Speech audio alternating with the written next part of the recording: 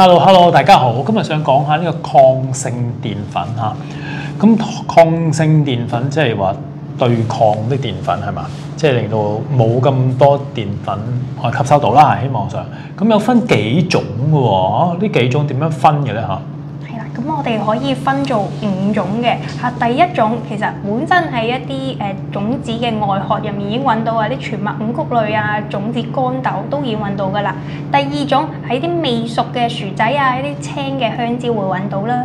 第三種就係煮熟之後冷卻咗去改變咗澱粉質結構嘅一種。第四種咧人工合成嘅。第五種係即係都係人工合成嘅。今次我哋加一啲脂肪酸落去，整咗一個改變版本嘅澱粉質，係啦。咁尤其是啱啱講第三型，即係煮熟之後再冷卻嘅澱粉質，呢個咧就最為人熟悉嘅。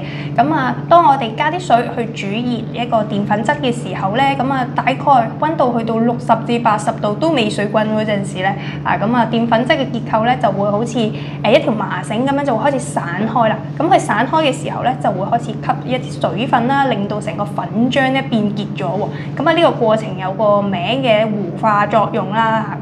神奇嘅事咧就係跟住就要發生啦。冷卻嘅時候，澱粉質降溫啦，佢就會自己再排列噶咯喎，令到佢成個結構更加穩定嘅。咁但係調翻轉，如果再次加熱咧，嚟一煮即係啲嘢整熱咗、攤咗，咁再加翻熱嘅時候，咁當然啦，要加熱講緊去到溫度150度喎，咁啲澱粉質又會再次分解。咁個問題就係我通常未必 heat 到咁高嘅溫度啊嘛。咁所以你就嗰個 structure 就繼續 keep 住咗之前個 structure 係嘛？咁 OK， 我哋想講下啦。咁我哋想特別討論下，啲人成日都問，喂，食啲隔夜飯、隔夜包，點樣睇咧？咁我不如先講隔夜飯先啦。有啲研究做過嗬。係啦，差唔多10年前喎，2015年嗰陣時咧，有啲日本嘅科學家咧就揾咗15位健康嘅朋友仔嚟做一個細嘅實驗啦，分2部分嘅。第一部分就係揾下究竟雪幾耐可以整到一個比較高抗性澱粉質嘅白飯啦。第二個就係拎最高抗性澱粉質嘅白飯咧，就攞嚟食啦，然之後比較一個血糖嘅反應嘅。講咗第一部分先啦。第一部分就製作一個冷飯噶咯喎。製作咗2款冷飯嘅。第一種煮熟佢，擺喺室溫放10個小時啦，然之後食之前再翻熱嘅。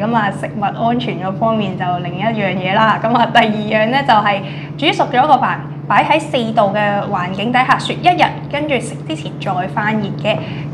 見到啦冷飯2號煮熟咗，擺喺4度以下再雪1日嗰個冷飯咧，佢哋個抗性澱粉質咧係多咗嘅嚇。大概有1.65克左右啦。就俾啲參加者每一節去食到大概6分滿嘅白飯啦，加1隻雞蛋同埋飲1杯水嘅。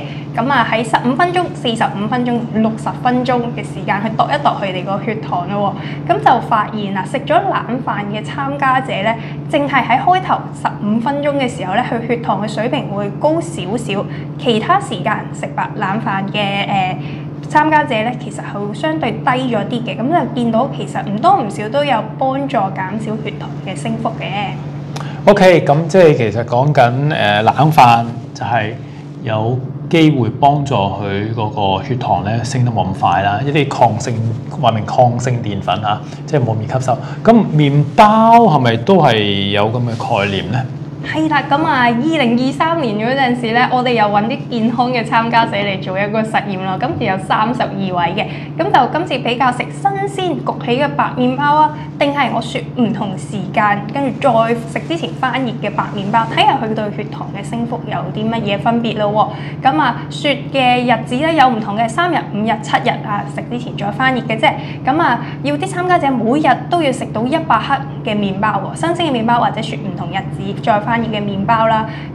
喺食麵包嗰陣時，每30分鐘去到第120分鐘嗰陣時咧，我哋就不停同佢度一啲血糖，比較翻佢哋個血糖升幅咯喎。我哋就見到開始食麵包嗰陣時，同埋喺第120分鐘嗰陣時每一組嘅血糖升幅咧其實差唔多嘅。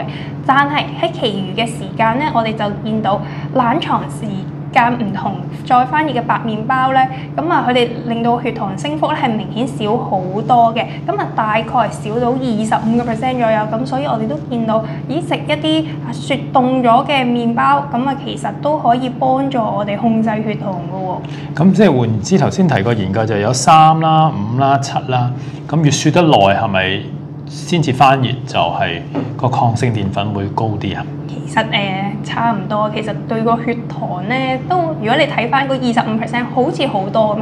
其實咧喺血糖嗰個數值咧0.5個millimolar 嘅啫，咁其實真係半度左右，佢好少嘅啫。Okay. 但係都有呢個希望嘅。咁即係話其實我雪咗就得啦。